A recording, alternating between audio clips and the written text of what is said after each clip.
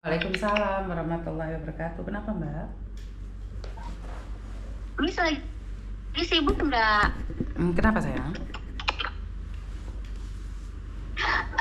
Saya mau cerita, mau curhat nih Miss, mau ya bukan masalah yang serius atau apa sih, cuman mau tanya aja. Kan sekarang ini marak banget ya yang namanya apa itu? Oh Miss, penyiksaan kayak gitu Miss. Kenapa? Jadi saya mau tanya sama Miss, ini kan adik saya kan udah berangkat ke PT, ada yang ngajakin kawannya dia, tapi bukan tujuan ke Kamboja sih Miss, cuman dia tujuannya ke Jepang. Jadi saya cuma mau cari informasi aja, apakah di Jepang itu udah legalitas, udah istilahnya legal atau gimana ya Miss, maksudnya sudah legal atau belum gitu ke Jepang itu Miss. Oke, tentang informasi ke Jepang, pekerja yang ada di Jepang, sebenarnya di Jepang dari dahulu kala udah dibuka sih Mbak. Cuman permasalahannya hati-hati ditipu oleh calo, yang dimana kalian hanya masuk LPK tapi nggak dapat job selama bertahun-tahun. Jadi ya kalau di Jepang nanti akhirnya ditawarin ke Kamboja. Kalau kalian nggak bisa masuk ke Jepang, ya udah ini ada job ke Kamboja. Karena ini banyak yang terjadi. Awal mulanya diajak ke Jepang, awal mulanya diajak di Korea, tapi ujung-ujungnya tetap dibawa ke Kamboja. Itu pesan saya. Ya lebih baik hati-hati aja.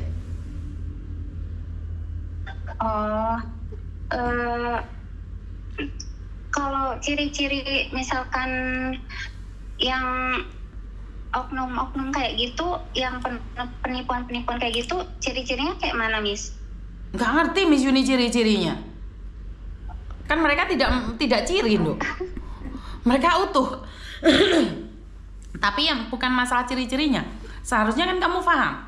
Pada akhir-akhirnya kan kamu akan dibawa kemana, dan otak adikmu akan dicuci.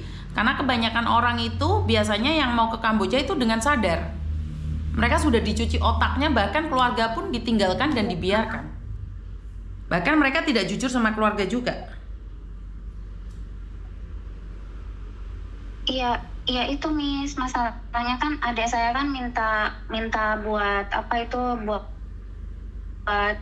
biaya ke sana, katanya bilangnya 45 juta biaya ke Jepang itu kan. Tapi Mbak, suaramu putus-putus Mbak. dan saya juga katanya sih bilang, oh iya Miss, jadi gini kan, adik saya kan minta dibiayain sama saya modal 45 juta buat ke Jepang gitu kan. Dan saya masih pengen ngecek. Adik saya udah berangkat Miss. Dan sudah berangkat, kenapa baru ngecek? Berangkat ke PT, katanya PT-nya di Depok. Katanya sih ya itu tadi Miss. Saya juga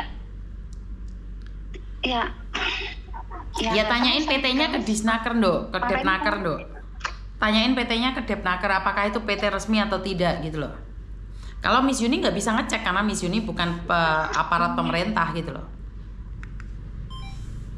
Jadi kamu harus ngeceknya ke Disnaker. Iya, katanya sih PT-nya sih ada di. Hah? PT-nya sih ada di Depok gitu.